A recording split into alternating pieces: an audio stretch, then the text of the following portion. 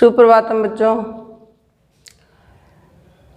आपको पता है कि हम कवि कुल गुरु कालिदास यह शीर्षक पढ़ रहे हैं, जिसमें कालिदास के जीवन से संबंधित विषय वस्तु को आप पढ़ रहे हैं। आज हम उनकी विशेषताओं के विषय में पढ़ेंगे। जो यह अनुच्छेद हम लोग पढ़ने जा रहे हैं, आपको दिख रहा होगा अपने स्क्रीन पर, या अपनी पुस्तक के माध्यम से देखिए और पेंसिल जरूर लेकर बैठिए।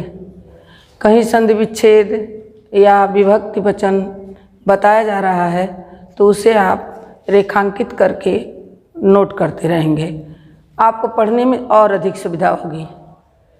तो आइए, हम पढ़ रहे हैं, हमारे साथ आप भी दोहराइए। पहले संस्कृत पढ़ेंगे। कह रहे हैं कि वस्तुतः कालिदासः मूर्धन्यतमः भारतीयः कविः अस्ति। कविः अस्ति, र को विसर्ग हो गया है, कवि और वहाँ अ बचा हुआ है, इसलिए अस्ति। कविरस्ति का संधि विच्छेद हो जाएगा, कविः अस्ति। एकतः तस्य कृतिषु काव्योचित गुणानां समाहारः दृश्यते, अपरतश्च भारतीय जीवन पद्धतेः सर्वांगीणता तत्र रराजते। काव्योत्कर्ष दृष्ट्या तस्य काव्येषु मानव मनसः सूक्ष्म अनुभूतीनां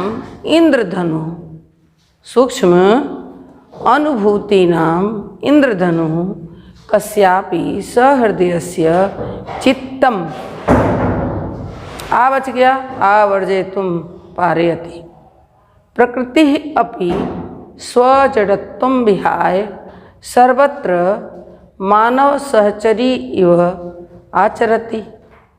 रघुवंशे दिग्विजयार्थं प्रस्थितस्य रघोः सभाजनं वनवृक्षाः प्रसूनवृष्टिभिः सम्पादयन्ते। मेघे विरहोत्कण्ठितस्य यक्षस्य प्रेमविह्वलतायाः अद्वितीयाः सृष्टिः परिलक्ष्यते। तत्र बाह्य अन्तः प्रकृत्योः मर्मस्पर्शवर्णनम् अस्ति। कविदृष्ट्या मेघः धूम ज्योति सलिल मारुतानां सन्निपातो न भूत्वा एक संवेदनशील मानवोपमः प्राणी अस्ति। ध्यान देंगे बच्चों, यहाँ धूम ज्योति आधा स है, उसको विसर्ग कर देंगे तो ज्योति ही, सलिल और मारुताम, ये चार शब्द अलग अलग है। सन्निपातो न भूत्वा एक संवेदनशील मानव प्राणी अस्ति। स रामगिरेः आरभ्य अलकाम यावत् यस्य कस्यापि सन्निधिं लभते तस्मै हर्षोल्लासो वितरति। शकुन्तला नाटके पतिगृह गमन काले आश्रमपादपाः स्वाभिगम्यैः शकुन्तलायै आवरणानि समर्पयन्ति। हरिणार्भकः तस्याः मार्ग अवरोधं कृत्वा स्वकीयं निश्चलं प्रेमं प्रकटयति। एवमेव नद्यः प्रेयस्यैव आचरन्ति। सूर्यः अरुणोदयवेलायां स्वप्रियतमायाः नलिन्याः तुषारबिन्दुरूपाणि अश्रूणि स्वकरैः परिमृजति। जैसे इनके ग्रंथों के विषय में हम लोग पढ़े हैं, अब उन ग्रंथों में किस विषय वस्तु का वर्णन किया गया है, इसके विषय में लेखक बताते हैं। कह रहे हैं वस्तुतः माने होता है वास्तव में। शब्द का शाब्दिक अर्थ देखेंगे। वस्तुतः वास्तव में। कालिदास मूर्धन्यतमः सर्वश्रेष्ठ। मूर्धन्य, मूर्धन्यतर, मूर्धन्यतम, सबसे श्रेष्ठ, फिर मध्यमावस्था, फिर सामान्य अवस्था, 3 अवस्थाएं जो होती हैं, मध्यम मूर्धन्य, मध्यम है मूर्धन्यतर, उत्तम है मूर्धन्यतम। तो कह रहे हैं सर्वश्रेष्ठ भारतीय कवि अस्ति, भारतीय कवि हैं। वास्तव में कालिदास सर्वश्रेष्ठ भारतीय कवि हैं।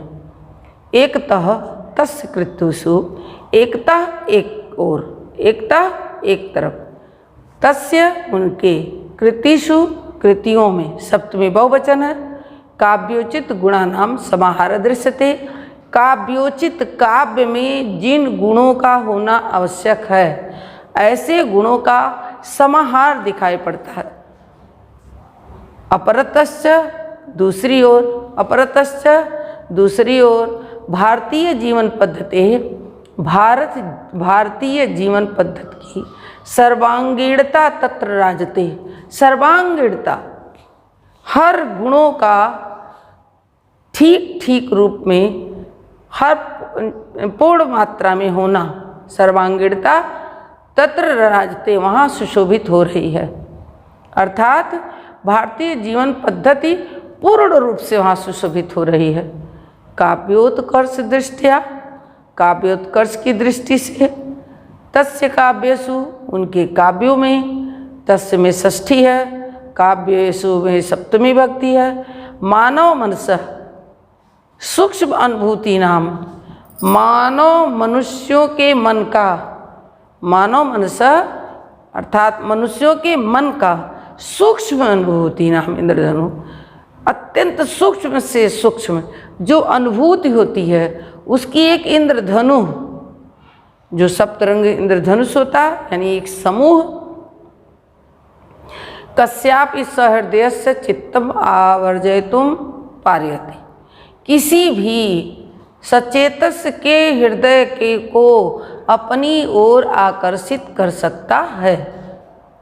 प्रकृति अपि, प्रकृति भी, अपि माने भी, प्रकृति अपि, प्रकृति भी स्वजड़त्वम, स्व अपना, जड़त्व माने जड़ता को विहाय छोड़कर सर्वत्र चारों तरफ मानव सहचरी इव, मनुष्य के साथ साथ विचरण करने वाले की तरह आचरण करती है। मानवीकरण अलंकार का यहाँ बहुत सुंदर प्रयोग है बच्चों। कह रहे हैं कि प्रकृति मनुष्यों के समान व्यवहार करती है।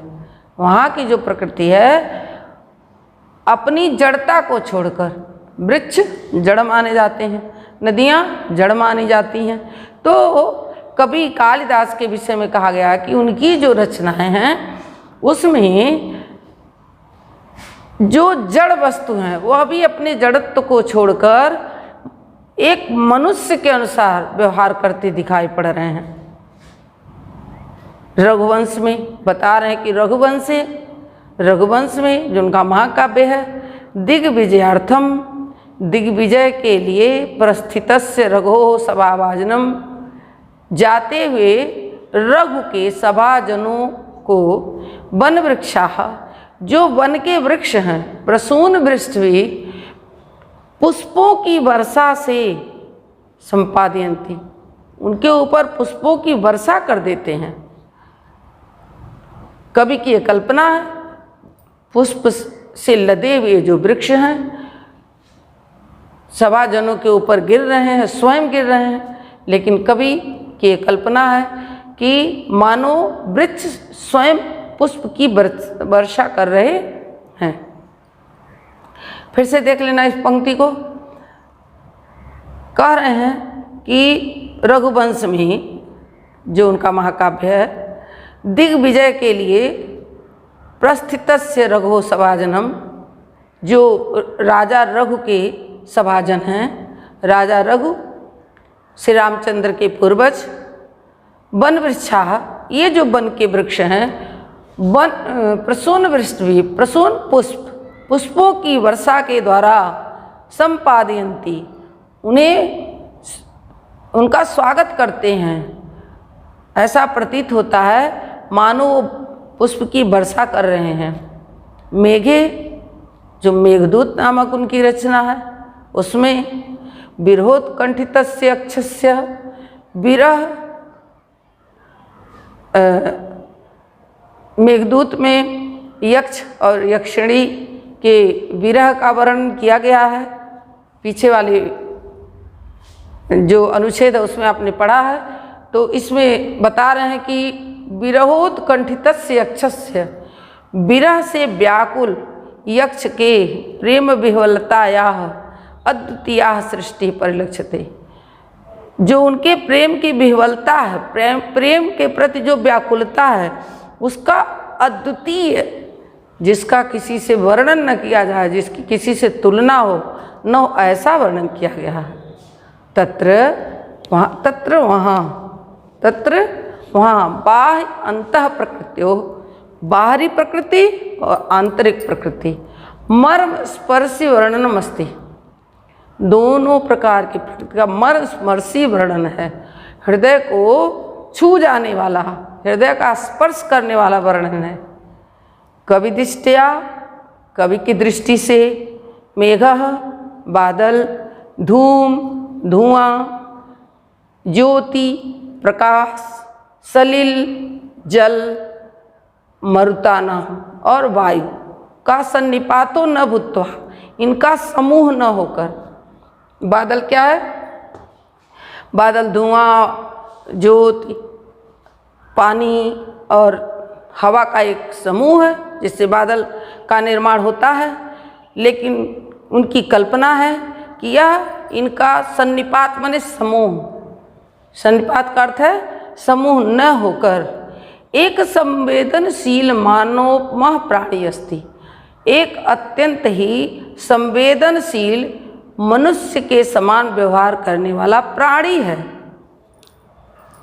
कालिदास जी की रचना मेघदूत में जहाँ बादलों का वर्णन हुआ है, उसको देखने से ऐसा प्रतीत होता है कि वह धुएं, वायु, जल का एक समूह नहीं है, बल्कि एक संवेदनशील प्राणी है। स रामगिरेः आरभ्य अलकाम यावत, स किसके लिए आया? उस मेघ के लिए, बादल के लिए। वह जो बादल है रामगिरी से लेकर अलकाम यावत, यक्ष रामगिरी पर हैं और यक्षिणी अलकापुरी में, दोनों के विरह का वर्णन करने के लिए कवि ने इस मेघ को संदेश वाहक बनाया है, दूत बनाया है। तो कह रहे हैं कि रामगिरी से लेकर अलकापुरी तक यस्य कस्यापि सन्निधिम लभ्यते, जिस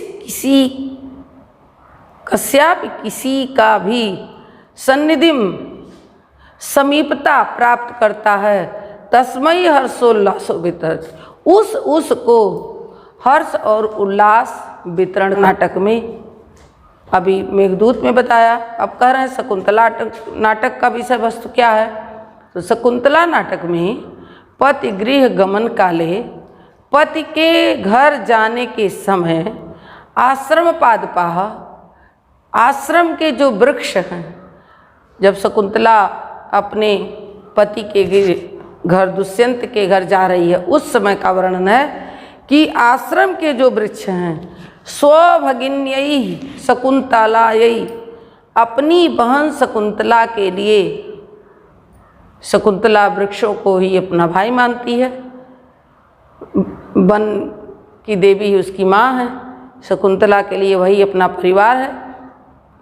तो इसमें कालिदास ने बताया है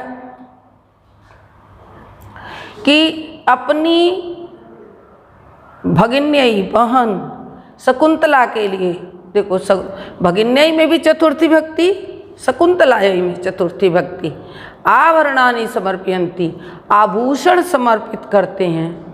हरिणार्भकः, हिरण का छोटा सा बच्चा, जिसे शकुंतला बड़े प्यार से देख रेख कर रही है, ऐसा हिरण का बच्चा तस्य मार्गावरोधम कृत्वा, उनके मार्ग को रोककर, शकुंतला के मार्ग को रोककर स्वकीयम निश्चलम प्रेमम प्रकटयत। स्वकीयम माने अपने, स्वकीयम का अर्थ है अपने निश्चल प्रेम को प्रकट करता है।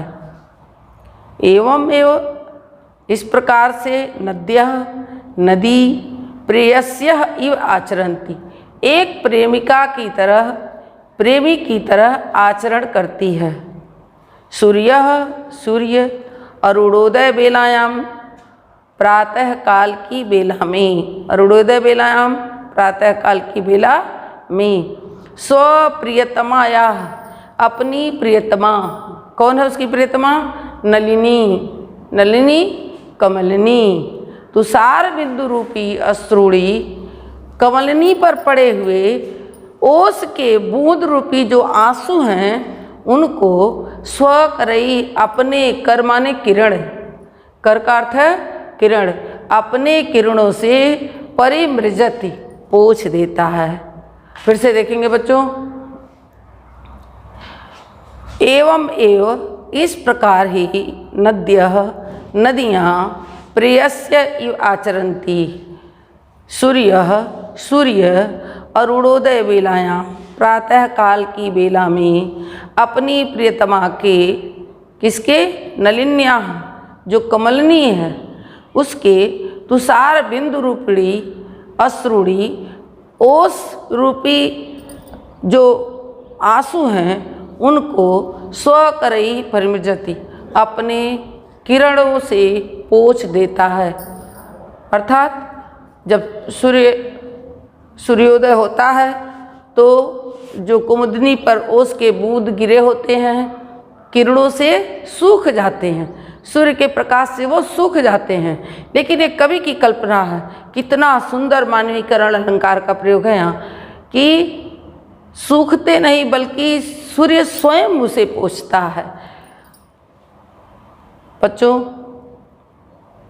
यहाँ पर पूरे, यद्यपि यह गद्य का अंश है लेकिन इसमें अभिज्ञान शाकुंतलम, मेघदूत और रघुवंश के जो विषय वस्तु हैं उनका वर्णन किया गया है और इसके माध्यम से बताया गया है कि इन काव्यों में ये जो महाकाव्य अथवा खंड काव्य हैं या नाटक हैं, इसमें महान कवि कालिदास ने किस प्रकार प्रकृति को एक मानव के समान आचरण करने वाला बताकर पूरे काव्य को सौंदर्य से भर दिया है।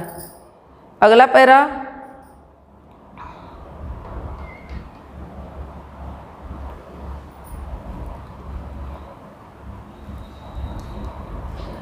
इसे आप चाहिए तो एक बार फिर से सुन लीजिए। वास्तव में कालिदास सर्वश्रेष्ठ भारतीय कवि हैं। एक तरफ उनकी कृतियों में काव्योचित गुणों का समूह दिखाई पड़ता है, दूसरी ओर भारतीय जीवन पद्धति की सर्वांगीणता सुशोभित हो रही है। काव्योत्कर्ष की दृष्टि से उनके काव्यों में मानव मन की सूक्ष्म अनुभूतियों का इंद्रधनु कौन सा ऐसा सहृदय है जिसके चित्त को, जिसके हृदय को अपनी ओर आकर्षित नहीं कर लेता। प्रकृति भी अपनी जड़ता को छोड़कर चारों तरफ मानव सहचरी की समान आचरण करती है। रघुवंश में दिग्विजय के लिए प्रस्थान करते हुए रघु के सभा जनों पर वन के वृक्ष पुष्पों की वर्षा कर देते हैं। मेघ विरह से उत्कंठित यक्ष की प्रेम विह्वलता का अद्वितीय सृष्टि दिखाई पड़ता है मेघदूत में। उनके बाहरी और अंतः प्रकृति का मर्मस्पर्शी वर्णन है। कवि की दृष्टि से बादल, धूम, ज्योति, सलिल और वायु का सन्निपात न होकर एक संवेदनशील मानव प्राणी है। वह रामगिरी से लेकर अलका तक जिस किसी की भी समीपता को प्राप्त करता है उसे हर्षोल्लासोवितरति, हर्ष और उल्लास बांटते हुए चलता है। अभिज्ञान